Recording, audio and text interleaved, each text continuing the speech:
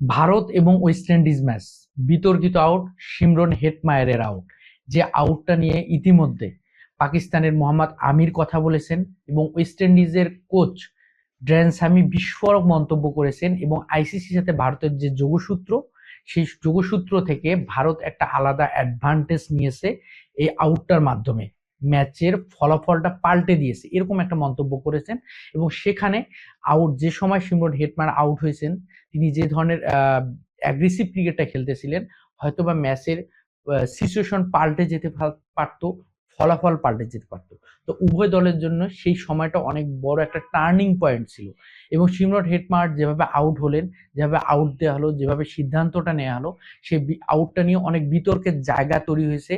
অনেক গণমাধ্যম এটাকে এক এক রকম ভাবে ব্যাখ্যা বিশ্লেষণ করতেছে, কিন্তু আসলে শিমরন হেটমায়ার কি আউট ছিলেন নাকি নট আউট ছিলেন, এবং আইসিসি ল কি বলে, একজন থার্ড আম্পায়ার কোন কোন দিকগুলা হচ্ছে বিবেচনা করে এই ধরনের সিদ্ধান্তগুলোতে উপনীত হন, এবং সেটা যদি আমরা দেখি যে একজন আম্পায়ার ক্যামেরা অ্যাঙ্গেল বা ফ্রেম, এই জিনিসটাই খুব বেশি ফলো করেন, এবং হচ্ছে তারপর ব্যাট এবং বলের মধ্যে কোনো গ্যাপ আছে কিনা, এবং 3 নাম্বার হচ্ছে যে আল্ট্রাইজ বা স্নিকোমিটারে যে স্পাইকটা হচ্ছে, সেই স্পাইকটা কোন পজিশনে কোন দিক থেকে আসতেছে সেটার উপর ডিপেন্ড করে।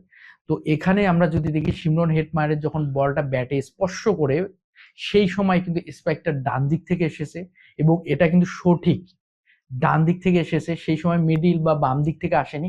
এবং বলটা যখন ব্যাটের স্পর্শ জোন থেকে বের হয়ে যাচ্ছে, তখন কিন্তু স্পাইকটা বাম দিক থেকে এসেছে।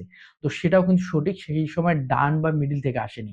তো স্পাইকটা যেহেতু যে দিকগুলো বিবেচনা করে, যেমন প্রথম আমরা যদি ফ্রন্ট সাইডটা থেকে দেখি, সেই দিকটা থেকে ক্যামেরা অ্যাঙ্গেল যদি আমরা দেখি, সেই সময় কোন কোন জায়গাগুলো বিবেচনা করা হচ্ছে, এবং আমরা যদি ডান বাম দুই সাইডে ক্যামেরা অ্যাঙ্গেল থেকে দেখি, সেই সময়ে কোন কোন জায়গাগুলো বিবেচনা করা হচ্ছে।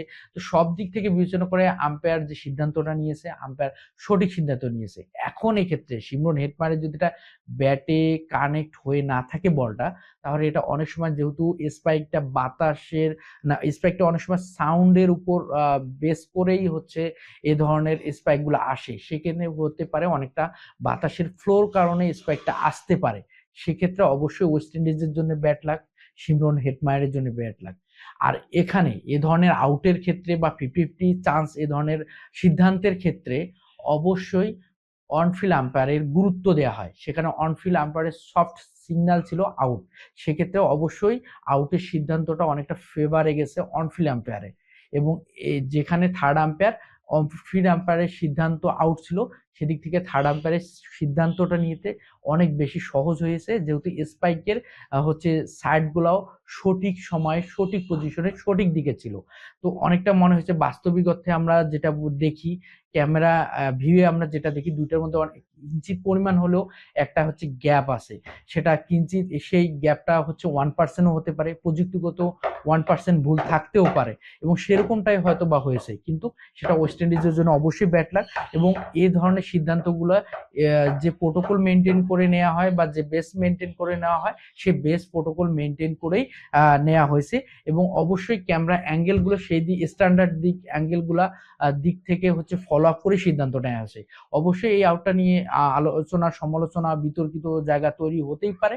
সবে এটা ওয়েস্ট ইন্ডিজের জন্য সত্যিকার অর্থে ব্যাড লাক, হেটমায়ারের জন্য ব্যাড লাক। এটা নিয়ে আলোচনা হতে পারে, সমালোচনা হতে পারে, তবে এটা আম্পায়ার, থার্ড আম্পায়ারকে আসলে ভুল বা প্রমাণিত করার তেমন কিছু নেই। এটা একদমই একটা ক্রিকেটেরই অংশ বলে মনে হয়।